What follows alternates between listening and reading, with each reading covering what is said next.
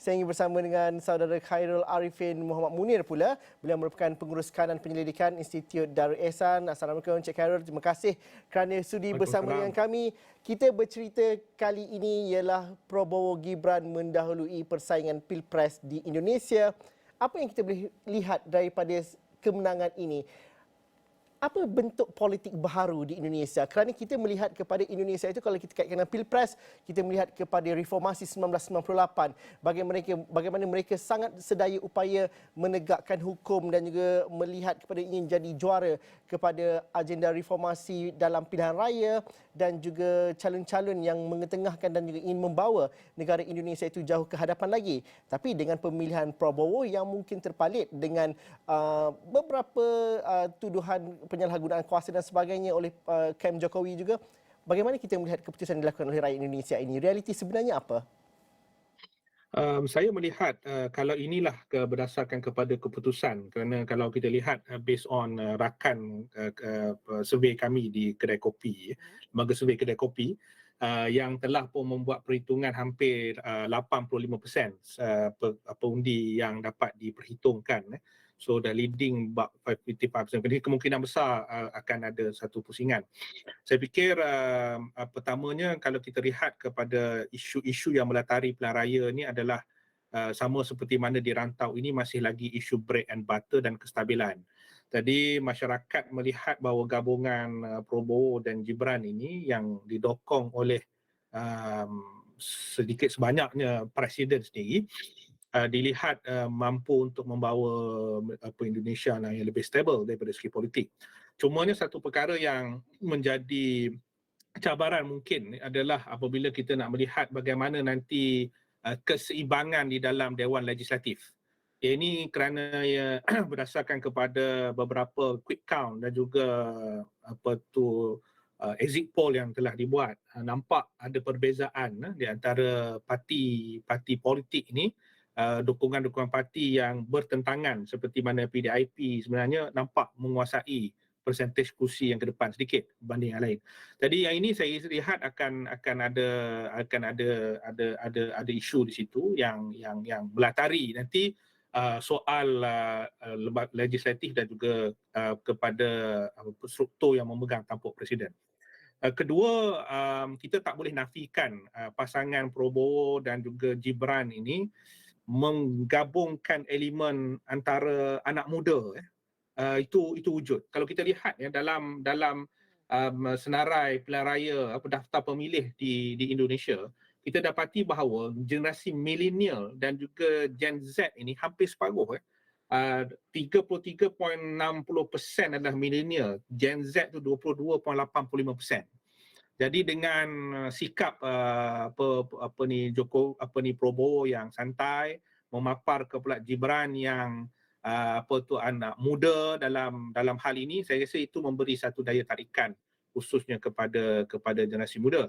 Sebab pastinya dalam mana-mana election untuk mempertahankan status quo, kerana Prabowo dan Gibran ini dilihat sebagai mewakili asas kepada status quo. Tetapi dalam politik di Indonesia kita lihat bahawa sosok mereka berdua ini yang boleh masuk kepada kawasan-kawasan yang terlalu lokal seperti di kampung dan sebagainya. Sebab kita dapati bahawa berdasarkan kepada quick count kebanyakan kawasan Prabowo dan Gibran memenangi 20% undi.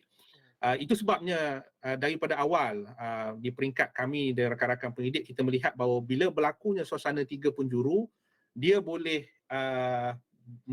jadi dua keadaan. Satu keadaan beginilah, bila suatu tiga penjuru dia perlukan undi akan pecah dan akhirnya akan membawa kepada suasana sama ada mudah untuk satu putaran ataupun sebenarnya dia akan membawa ke kedua putaran seperti mana pilkada pilihan raya Jakarta dahulu ketika Anies menjadi calonnya berentak dengan calon pilihan presiden juga ketika itu, masuk dua putaran dia menang.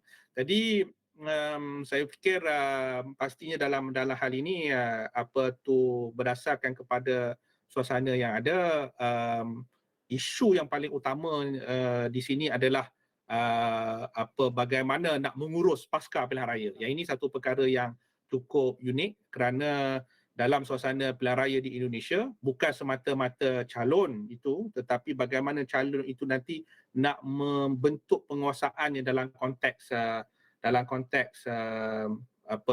gabungan-gabungan parti dalam Dewan Legislatif nanti. Ini saya fikir antara perkara-perkara yang cukup mencabar, khususnya apabila kita nampak wujud isu-isu yang berkaitan dengan komplain-komplain berkaitan dengan penyelewengan ataupun isu-isu pilihan raya yang berlaku. Saudara Khairul, Namun demikian saya bersetuju bahawa asasnya adalah masyarakat mahukan kestabilan, bread and butter itu penting. Nampaknya mereka yakin kepada calon paslon gabungan kedua ini lebih menjelah khususnya di kawasan-kawasan luar daripada kerangka bandar seperti Jakarta dan sebagainya. Saudara Khairul, saya ada 1 minit je berbaki, tapi mungkin dapat lihat apa kelebihan yang ada di Indonesia untuk digabungkan parti-parti dan juga pembentukan kabinetnya nanti. Kerana inilah peluang untuk seorang presiden dipilih itu melakukan rekonsiliasi dan juga merapatkan parti-parti yang terpilih dan juga memilih pakar-pakar yang terbaik untuk menganggotai kabinet mereka. Bagaimana itu sebenarnya satu kelebihan yang ada kepada seorang presiden Indonesia untuk mendamaikan politik di sana? Jadi yang ini uniknya ya, kalau kita lihat bagaimana kita belajar dalam pertikaian Prabowo dan Jokowi dulu, itu saya rasa paling berentak ya, sehingga kan ada adu domba kutuk mengutuk di antara satu kumpulan dan satu kumpulan yang lain. Tapi tidak pada kali ini, sedikit aman dan tenang. Jadi itu keperluannya untuk jiwa besar. Kalau ada jiwa besarnya pada Presiden Prabowo sendiri, kalau dia akhirnya dinobatkan pada Presiden untuk membuka ruang kerjasama yang lebih erat seperti mana yang pernah dilaksanakan oleh Presiden Jokowi untuk meraihkan kepelbagaian dari segi dalam pembentukan kabinet dan sebagainya. Tapi masih terlalu awal untuk menggambarkan keadaan sedemikian kerana ianya turut ditandai nanti bagaimana nanti corak kerusi-kerusi di Dewan Legislatif.